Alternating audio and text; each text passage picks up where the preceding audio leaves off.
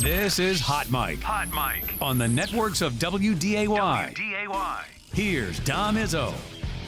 Welcome back, everybody. Tuesday morning show, second hour, ready to rock and roll.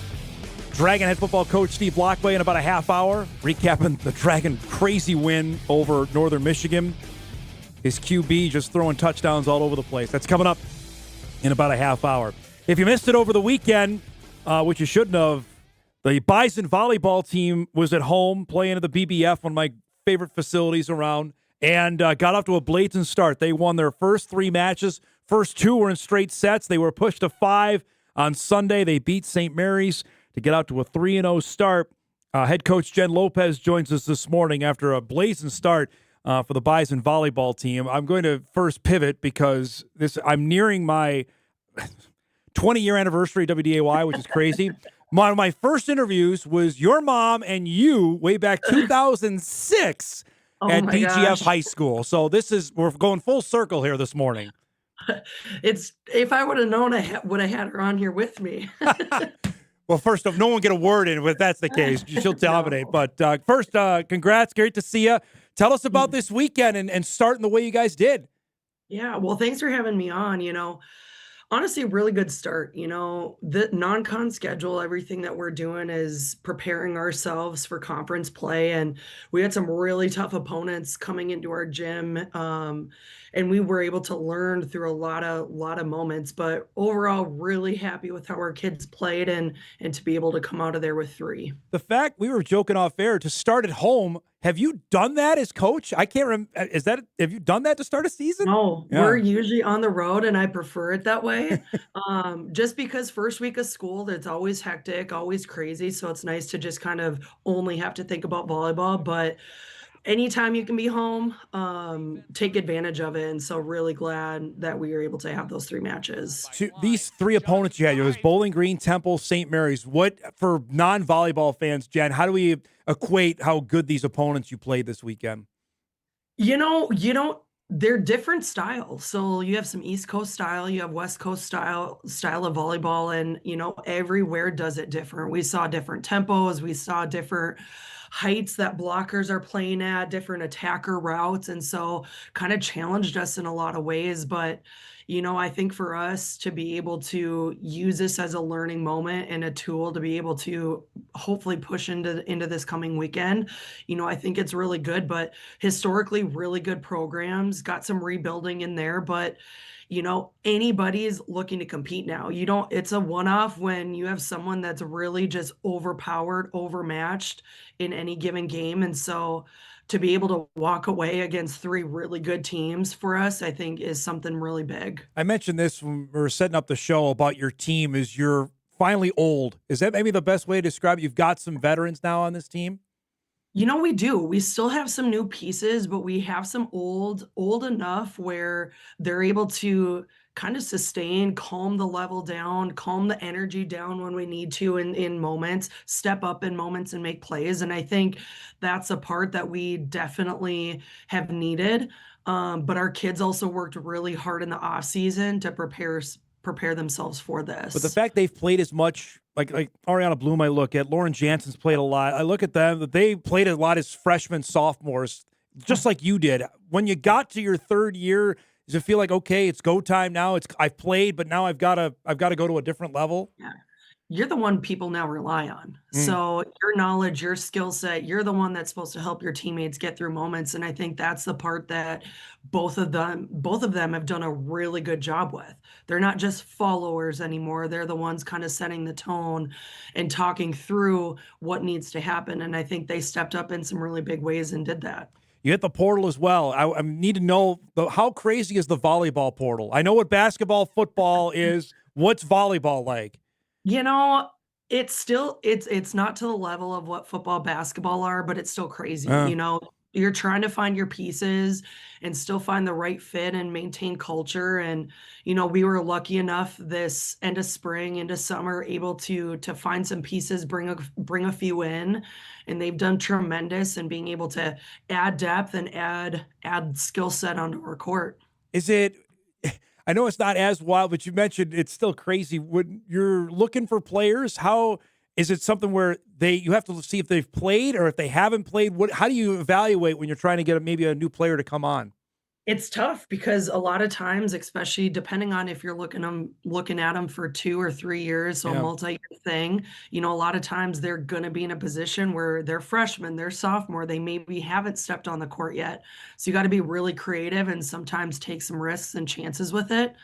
But, you still do your due diligence and you find ways to make sure that you're finding the right kids and what you need. Because you can't look at high school tape, right, for a player that's been, you know what I mean? That's been in a Oh. program for a year or two. Yes, no, you really can't. Yeah. So hopefully they got some practice film. Hopefully they got a little bit of off-season type work to be able to show you. But even for us, our kids when they come in at high school, going into college, they're two different levels, two different individuals. From your time in the league to now, how much better is the Summit from when you were playing to where we're at right now?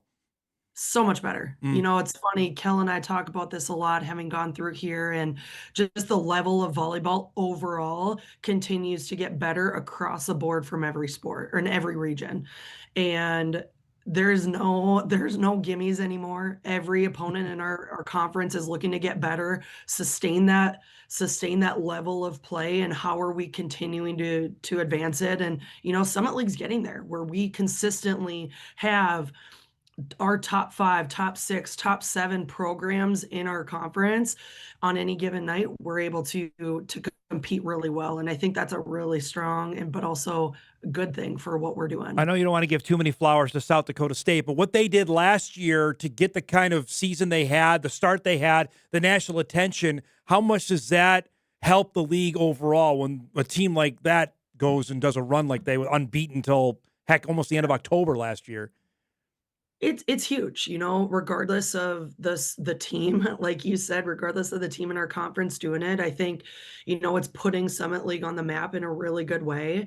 And, we're all trying to get better. And for them to set that tone last year makes everybody hungry and competitive in how we recruit and how we train, to be able to position ourselves for the following year. And so, they did a great job with it last year. And there's a lot of us that are competing really hard so far this non-conference slate. All right, so it's on all the time. ABC had a doubleheader last weekend of college volleyball. You rarely go a night now without it being on ESPN or ESPN2, which was never the case. Even 2 years ago, it was hard to find. Why the change in your mind? Where now networks are hopping on board saying, we got to put this on, we got to put it on network television. Yeah. It's not that people were interested in volleyball because they were. It's now just there was enough momentum to push it to TV, and now it's sustainable. Like they saw that they're getting viewers just as Yeah. many in the stands as you are now at home. And people enjoy the sport. It's people they're still learning about it. The pace of it is really fast. Most games aren't going past an hour and a half at most. And so it catches your attention. Mm. But you're still the college excitement type venue, team against team or who your rivals are, and it still creates a level that's worth tuning in and watching. Is there just something on television too? I don't know why it seems fast, and in person it's lightning quick, but on TV it seems like it's just fast, and I'm not sure why that translates that way. Half the time the camera just can't Yeah, keep it's up. true. Go It's like true. back and forth because sometimes it is. I prefer an end line view. I feel Yeah. like you get the best, like if you can ever watch the game from an end line, it's by far the best view, but it is. You got to pay attention at half the time. It's like softball. You don't know where the ball's going. What just happened?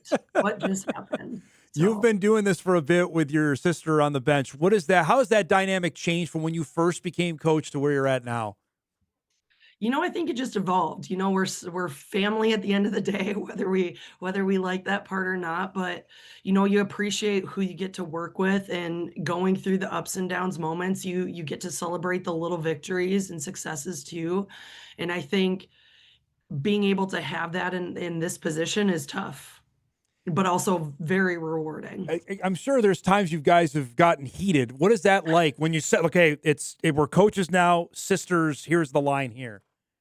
Definitely that's a office type convo, but we do everything we can to make sure that we're professional and we handle ourselves accordingly. But, I think the biggest thing is as a head coach, you surround yourself with people that are going to make you better, that are going to ask you the tough questions that you don't always want to hear. And she's able to do that for me. And so really, really thankful for that some days. And then when mom gets involved, what's that conversation then like? Is that I have to imagine that's crazy then.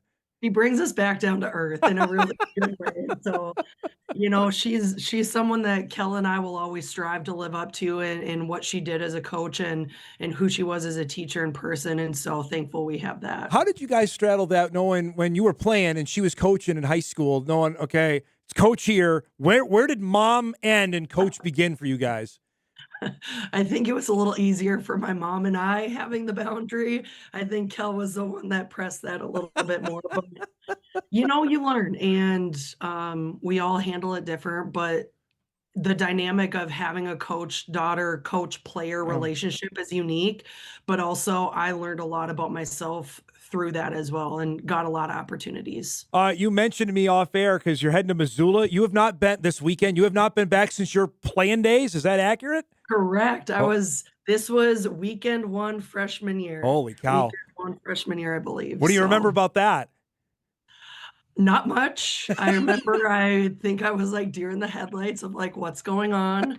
But I think we ended up winning the tournament. And so we had a really good slate. I'd have to look back at back in the history books to see what we actually did. How often now, because you played right away, is that still the case in volleyball, or you got to set yourself apart during camp to force the coach to play you as a true freshman? It's not always. As a coach, you hope that you're bringing in freshmen that are prepared better than what you currently have in the gym, and that's how you go about recruiting. But it's not always that you're going to get a freshman to step on the court and handle specific positions, and you hope you can, but not always the case. I have to end with this here, and I appreciate you doing this. How's the level around here? The level you played around here, where are we at now skill-wise? And because we're getting players that are playing Division I or going on and playing at the next level. Yeah. What's the level right now here in the area?